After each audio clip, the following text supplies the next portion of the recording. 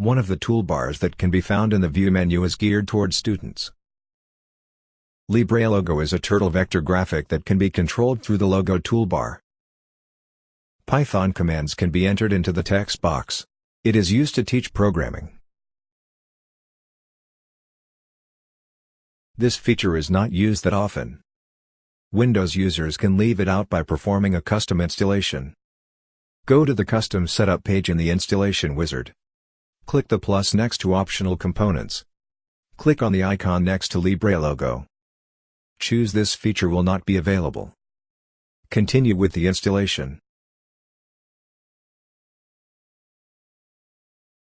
As you can see, a logo is not an item in the toolbar submenu after this custom installation. This video has been about the LibreLogo feature in LibreOffice for Windows. Thank you for watching.